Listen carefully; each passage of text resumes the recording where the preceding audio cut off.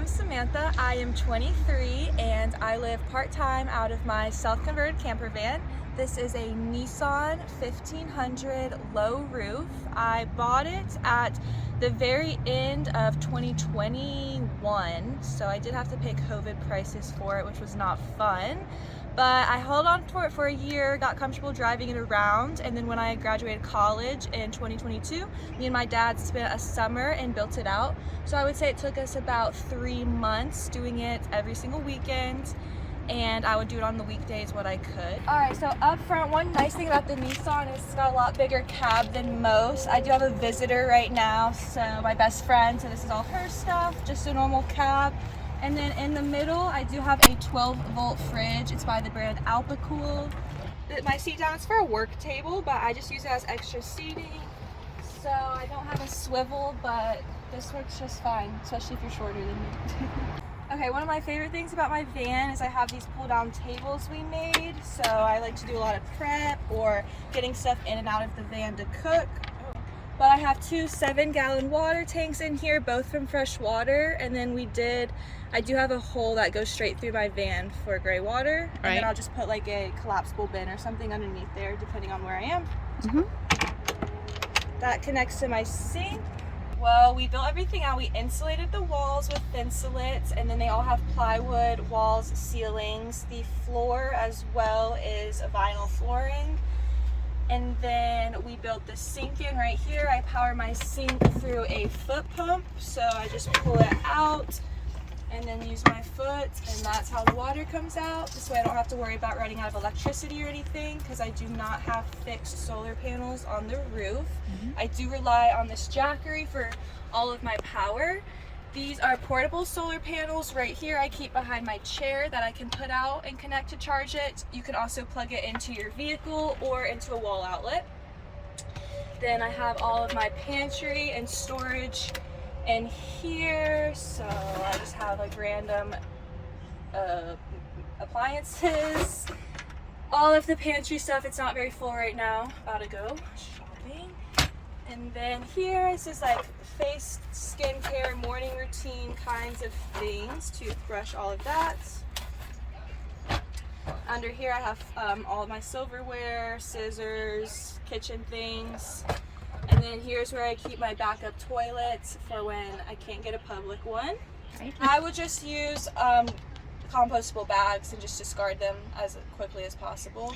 Just what like the orange RV powders that they use to get it going faster. I don't use it too often, really just when I'm by myself and at night I don't want to get out of the van. This is my also favorite part of the van. We had to add in this slider window, which works great to get a good draft in. When you have the slider window open and then you turn the fan on right here. So this is an Air Max fan we also installed. It gets a really good breeze going in through the van. That's how we stay cool in the summertime. The Air Max fan is connected through here, and then you just plug this into the Jackery. Oh, nice. And that's how I power everything. And then let's see, another fun thing about my bed over here is a full-size bed, so 53 inches wide, just a Zionist mattress, but I did have to cut some of the length on. But in all my pillows, my cute decorative pillows, I do have them stuffed with clothes. So in here I have like sweaters and sweatpants, workout clothes. This is all my socks, beach towels and towels, all of that kind of things. So that's a good way to make storage, because the rest of my clothes just fit in here. Oh, nice big there drawer. There we go. It's very big. Yeah. But I pull out for most of my clothes. Like I said, it's stuffed to the brim right now, but love that. It's important when you're driving to have these locks on your cabinets and your drawers, because they will go flying forward if you don't. So I have that lock here, and then I just have one of these little keyhole locks here. I like the touches of the doorknobs and the little grill there. Whatever you call that screen. Yes, I got inspired by the rattan stuff I was seeing a lot, but then on this material we just found at Home Depot, and I loved the way it looked. This is a newer addition I added, where my shelves over here. I just added some plants, my pen board, art. I lay here, so this is kind of where my gallery I like to look at. And my magnet collection is from all of my travels over here on the back wall. And yeah, that is really it. I have a bunch of storage underneath my van you can go look at around in the back. The last part of my van, I call this the garage. Alright, well first things first, like I said, my favorite part of the van are my pullouts. So this is my biggest pullout I have right here. This fits my stove. And then on this side, it's just a little cubby, and I'll keep like my butane or propane, which I also need for the stove. This is my beloved magnet collection of all my journeys. This is just my little Coleman stove that I cook everything on. It fits perfectly here. Just opens up. In the morning, dinner, all the things. And a lot of stuff under there. I've got a toolbox, camp chairs, my art box. Are you an artist? I do. I paint. So yeah, it's my art box, picnic table, chairs, and yeah, nice. Outdoor stuff. You've even got more room under there. Yeah, I do have a lot of room under here. I love it that they open up too. Oh, it feels so good. And here we are at Cracker Barrel. Got a sign right behind you. One of our favorite places. Yep. It's a 2013 Nissan NV 1500 low roof. A couple things about these vans. So this is the widest width van that you can get in terms of, sleeping long ways. However, because the front is so big, it has such a big nose to it, you do lose, I think, about 2 feet in length in the back, which I was unaware of when I bought it. I was just focused on the width, but there is that. But other than that, it's just like driving a Nissan truck with the built-in bed. And they're lots. I grew up driving my big Chevy trucks. These are smaller, so I feel comfortable driving it. It's the low roof one, so my clearance is only 7'1", so I can get into most parking garages and everything. I fit into parking spots perfectly. It's honestly smaller than driving a 2500 truck, so I feel very comfortable driving it. Yeah, I bet you do. What kind of mileage you get? I would say I probably get 15 to 16 miles per gallon. Not the best, but it's not bad. I don't really have a problem. I'm really efficient. I only fill up probably once or twice a week, maybe. So I make it pretty good. Yeah. It's not really, I wouldn't say it's a gas guzzler. I am from North Carolina. I graduated from NC State, and I worked as a part-time as a receptionist and at an animal vet, just saving up my money throughout college. And I financed the van out and then paid for the build. And then I had a amount of money saved, so I just live part-time out of the van. I would describe it. I go on 3-month road trips straight out of savings. Then I go back home, and I have the privilege of living at home for free. Go back home and I work. This past year I picked up being a substitute teacher, which is a great seasonal job. You can pick your days, very flexible, a set rate every day. And then I also have a photography business that does really good in the springtime for graduation shoots. So that is how I'm usually able to save a majority of my cash. And as of right now, that's how I travel. So I'll travel for 3 months, work for 3 to 6 months, just depending on where I'm at, what's going on at home. But ideally, my goal in the next year is to get a full-time remote job so that I can upgrade my van. I do want a bigger van. I've had this van for over a year now. It's been on 15,000 miles. I've taken it from North Carolina out to Seattle, down to San Diego, back home through Denver, and now I'm on a 2-month East Coast road trip. Right now I just went all from North Carolina up to Nova Scotia, Canada. Now I'm back in Maine, and I'm going to go down to Florida until I go home to North Carolina. When I was 19, my older cousin, he got into this. He lived in San Francisco, and he got into van life. He would take trips back and forth from California to North Carolina twice a year when he would want to come home, and he'd always want me to come. The pictures looked amazing. So for my spring break when I was 19, I flew out to LA, and he picked me up, and we drove down to San Diego and over to Phoenix together. and I just fell in love with it. I just realized that that is how I prefer to travel. I've been really privileged and done a lot of traveling growing up, staying at hotels, staying downtown, eating out to eat every meal.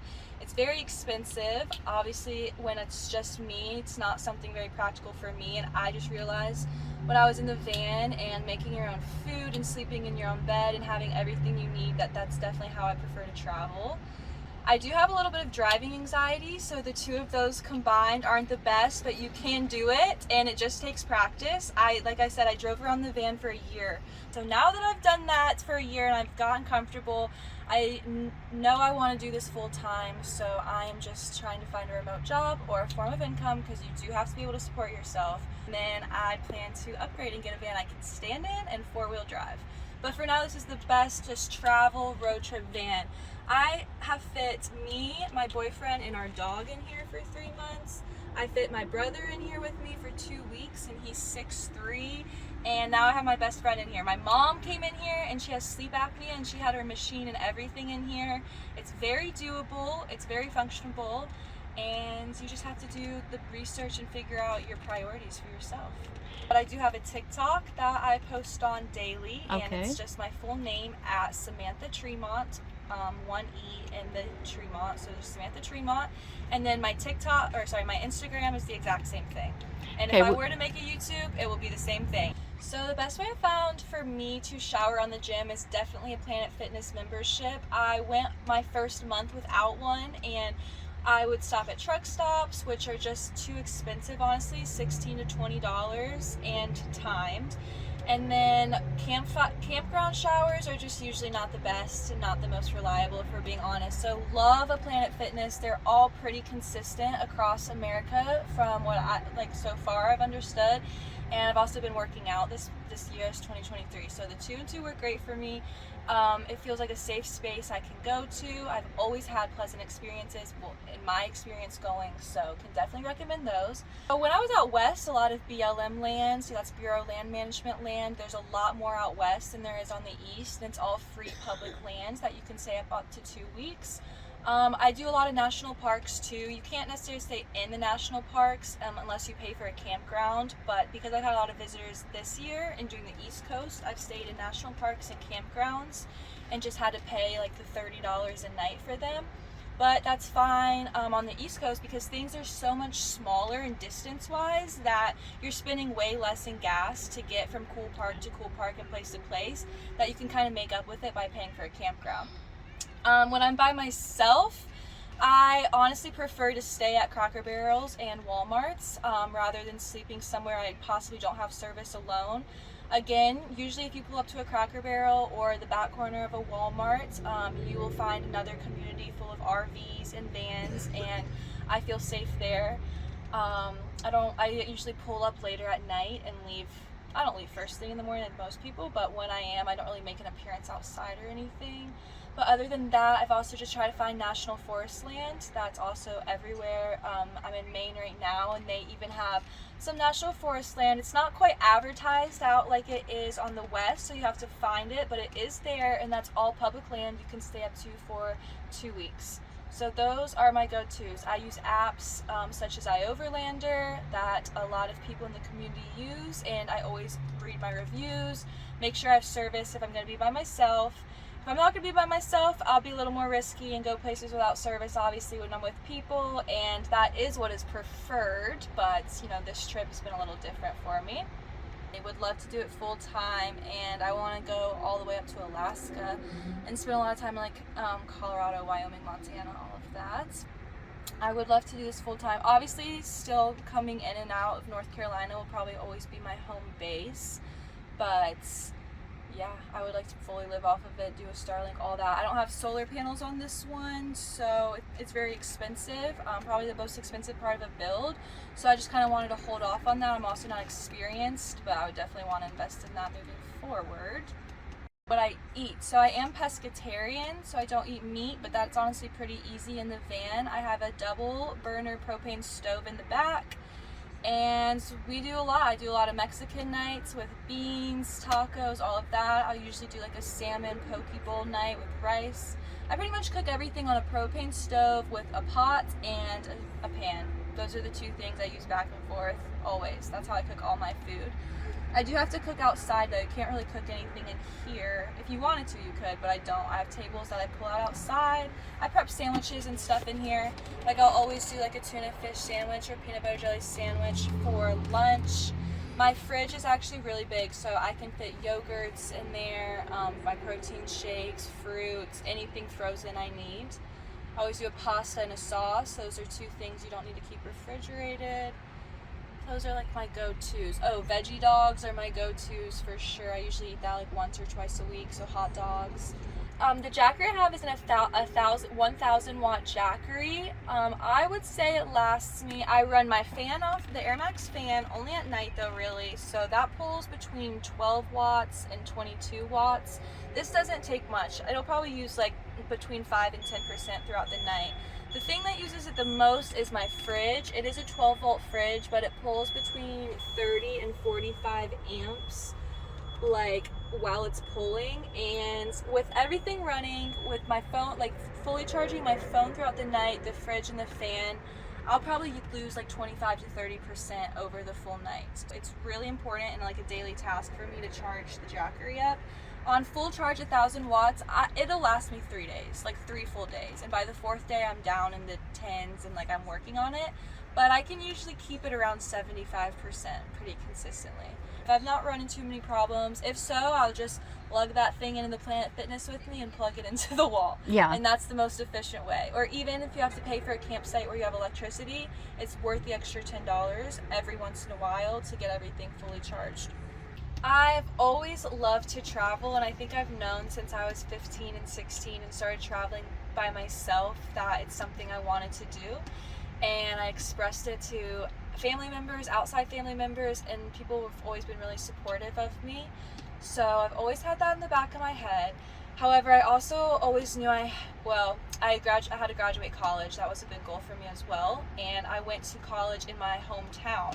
So when I was 18, my dream was to go to California and do all of that, but I stayed right in my hometown, did the 4 years of college, COVID hit, really got stuck in my hometown, and that's when the wheels started turning, and I knew that this was an achievable way to travel pretty much, because I could do it by myself, I could do it with people. It's more affordable in my opinion, but you just have to work for something. I did have to trade in my car for the van, so it comes and goes. But I just see it at this age as me graduating. It was either go move into an apartment and pay $1,000 a month for an apartment and work full-time, which I kind of felt like I was already working full-time in college to save for this. So I just knew this is what I wanted to do. Something about just the freedom, and I've always been a very independent person. And I personally love getting older and more independent and more able to provide for myself and do things I want for myself. Something about it. Waking up in Cracker Barrel is fun, but obviously waking up in somewhere off grid or in a park and just being there all day and not having really anything else to do unless you want to is such a surreal feeling. My favorite part is cooking meals outside, I would say, and being by yourself is awesome, but sharing it with people is definitely what makes the memories the best. I met a lot of amazing people on the road, a lot of other women, including who's videoing me, but also younger people who have included me in things, in travel groups and recommendations and things like that.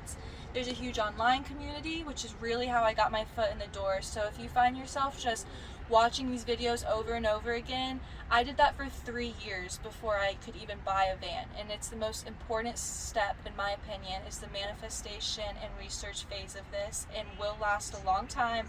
And it might seem unattainable, but I swear all of that does matter and really does count. I spent 3 years just watching videos, looking at Pinterest, planning things in my head, writing things down, forgetting about them, making budgets, forgetting about them, coming back. But the manifestation phase is the most important and the only way you'll get here.